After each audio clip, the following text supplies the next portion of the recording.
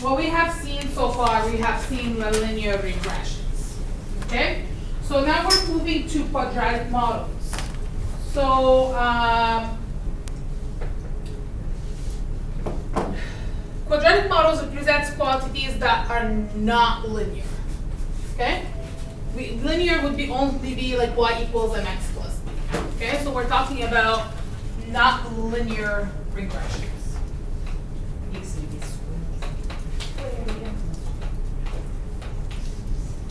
Which do not have a constant rate of change.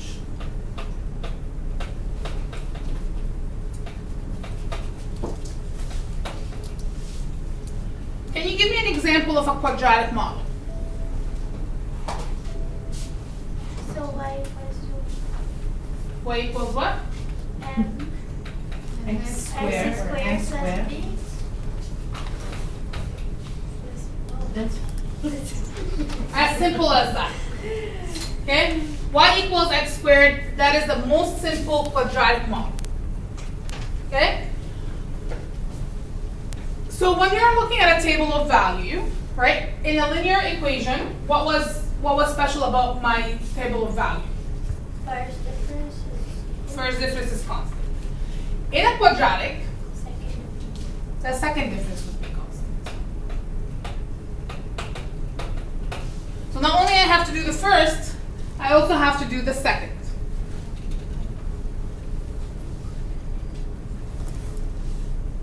Probably shouldn't write difference because difference is already written, so probably just write this.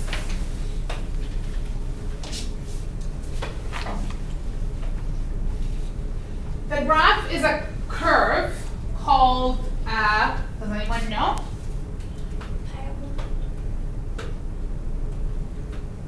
Called a parabola.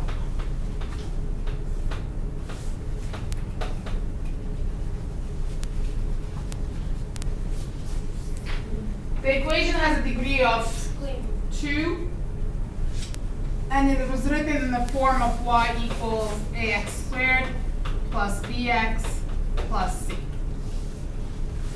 where a cannot equal 0. Now, why a cannot equal 0? so 0x is 0.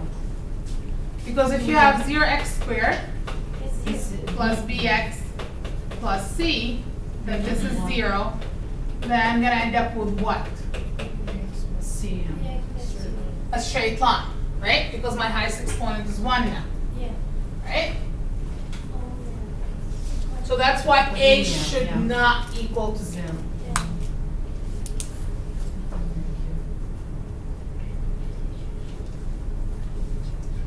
Now the question is asking you which model represents a quadratic relation. So again, let me just recap this quickly.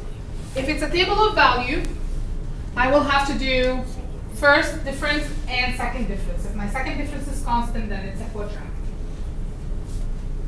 If it's a graph, it's going to look like a parabola, so it's a shape. It could be shaped down, or it could be open down, or it could be open up, as long as it has that smooth U or N shape. And if it's an equation, it should have a degree of 2.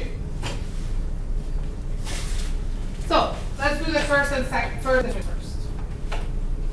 So if I want to do the first difference, I have to do 238 minus 250. What do I get? Negative 12. 202 minus 238. I get negative 36. 142 minus 208. I get negative 60. So you see that my first difference is not constant, then I have to keep going. I have to go to my second difference.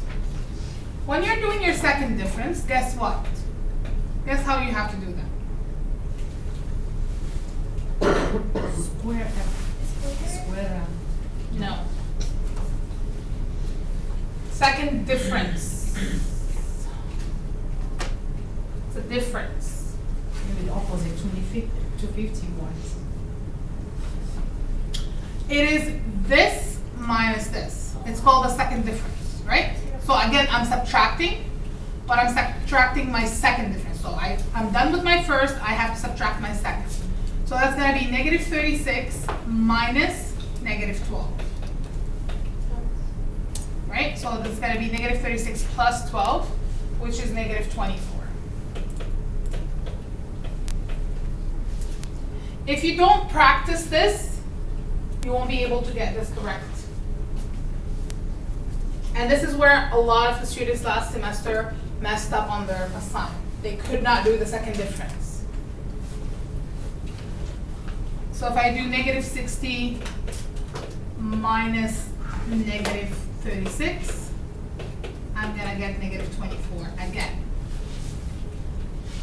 So what you see right here, my second difference is what? It's constant.